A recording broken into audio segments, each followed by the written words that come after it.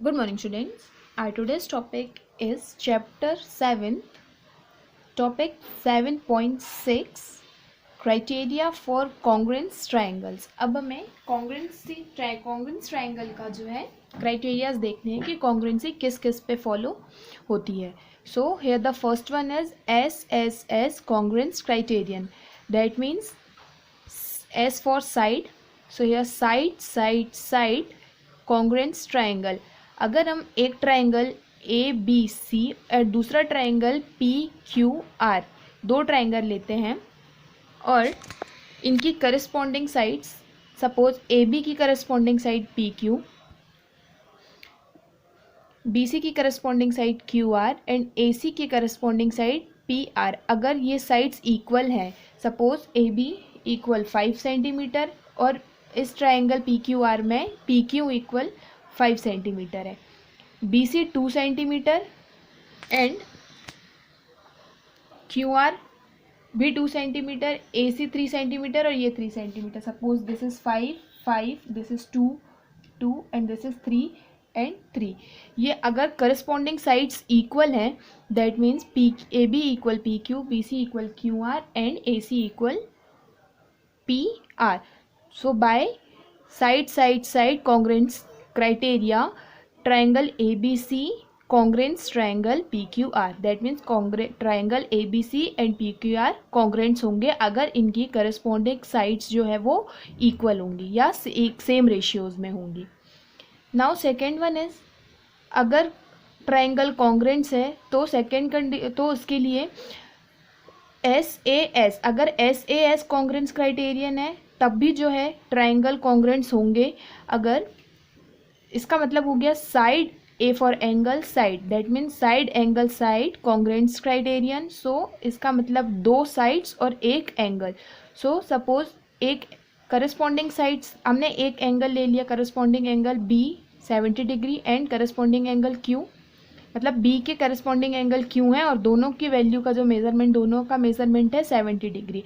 और ये 70 डिग्री जो ये एंगल है जिन दो साइड से मिलकर बन रहा है, दैट मीन्स एक ये एंगल 70 साइड ए बी और बी सी से मिलके बन रहा है और इस वाले में भी जो 70 डिग्री है वो पी क्यू और क्यू आर से मिल रहा है. तो ये एंगल जिन साइड से मिल रहा है उन साइड्स की जो वैल्यू है और रेशियो जो है वो वैल्यू सेम होनी चाहिए. सपोज ए बी की वैल्यू 5 है तो इस वाले में पी क्यू एंगल के लिए पी क्यू की वैल्यू भी ए बी के इक्वल होनी चाहिए और बी सी की वैल्यू क्यू आर के इक्वल होनी चाहिए. तब साइड एंगल साइड क्राइटेरियन से ये दोनों ट्राइंगल जो होंगे वो कॉन्ग्रुएंट्स होंगे. दैट मीन्स ए बी और पी क्यू की वैल्यू सेम होनी चाहिए, बी सी और क्यू आर की वैल्यू सेम होनी चाहिए. और ये जो दोनों साइड्स हैं, ये साइड्स बन रही हैं एंगल 70 से, दैट मीन्स पी और बी एंड क्यू से.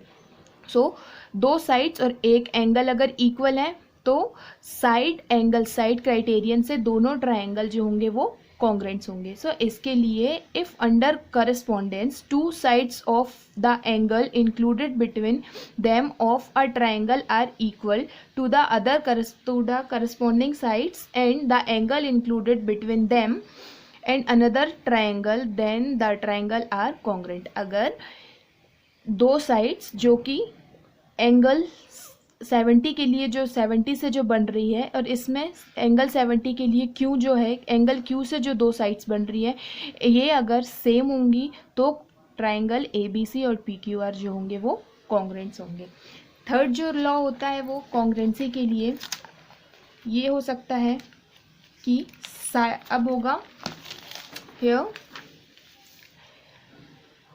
एंगल साइड एंगल, मतलब दो एंगल और एक साइड इक्वल हो, दोनों ट्राइंगल्स में दो एंगल इक्वल हो और एक साइड इक्वल हो और जो एक साइड होगी वो उस एंगल में से ही बननी चाहिए. जैसे एक सपोज हमने एक ट्राइंगल ले लिया ए बी सी और सेकेंड ट्राइंगल ले लिया हमने पी क्यू आर. अब इसमें करस्पॉन्डिंग एंगल्स बी और क्यू, दो इसमें दो एंगल और वो भी करस्पॉन्डिंग एंगल सेम होने चाहिए. सो पी क्यू, बी से क्यू एंड सी और आर दोनों की वैल्यूज जो है वो सेम होनी चाहिए. बी की वैल्यू क्यू के इक्वल और सी की वैल्यू जो है आर के इक्वल होनी चाहिए. एंड इस एक करस्पॉन्डिंग साइड और जो इसी की जो एक कॉमन साइड होगी वो साइड इक्वल, जैसे बी और सी, एंगल बी और एंगल सी के लिए कॉमन साइड हो गई बी सी, क्यू और आर के लिए कॉमन साइड हो गई 2। तो ये दोनों साइड जो इन एंगल्स के लिए कॉमन हो वो साइड्स और एंगल्स की वैल्यू अगर इक्वल हो तो जो हमने ट्राइंगल्स देख रहे हैं वो ट्राइंगल जो होगा वो कॉन्ग्रेंस होगा। So triangle A B C congruent, this is the sign of congruence triangle P Q R by ASA congruence criterion. ASA that means दो एंगल्स और एक साइड, दैट मीन्स किन्हीं भी दो ट्राइंगल में दो एंगल और एक साइड इक्वल होनी चाहिए तो ट्राइंगल्स जो होंगे वो कॉन्ग्रेंट्स होंगे। फोर्थ जो होता है कॉन्ग्रेंसी के लिए, एंगल एंगल एंगल कॉन्ग्रेंसी, मतलब तीनों एंगल्स जो है वो करस्पॉन्डिंग एंगल्स की वैल्यू सेम होनी चाहिए, तब भी जो ट्राइंगल होंगे वो कॉन्ग्रेंट्स होंगे। So here the triangle ABC and second one is PQR। So corresponding angles की वैल्यू सेम होनी चाहिए।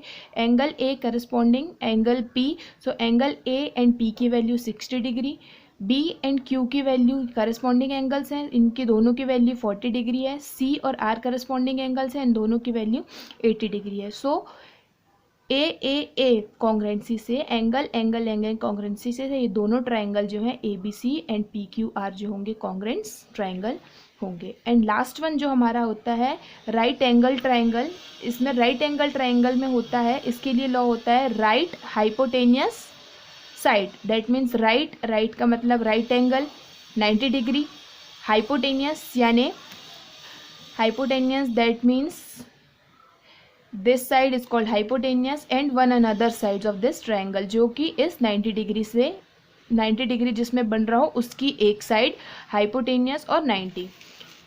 यहाँ हमने एग्जांपल ले लिया राइट एंगल, दो राइट एंगल ले लिए ABC एंड PQR वेयर जहाँ करस्पॉन्डिंग एंगल्स जो है B और Q की वैल्यू 90 है, 90 पे बन रहा है ये 90, और जो हाइपोटेनियस ले लिया हमने यहाँ पे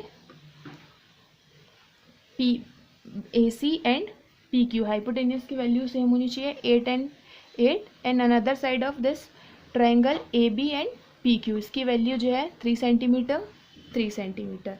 सो here we write here AB and AB equal 3 centimetre, one side of right angle right triangle, जिससे हमारा राइट एंगल बन रहा है उसकी वन साइड दोनों में और हाइपोटेनियस की वैल्यू सेम होनी चाहिए।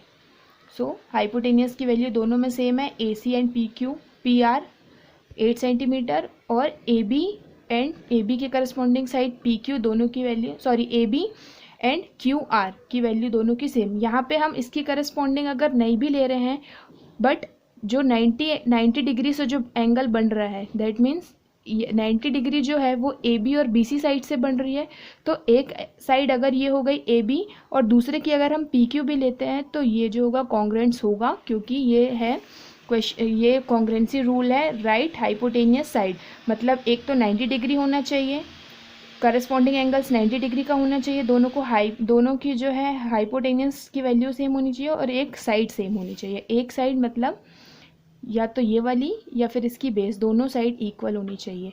तो RHS से क्या होंगे, दोनों ट्राइंगल्स जो होंगे वो कॉन्ग्रेंट्स होंगे।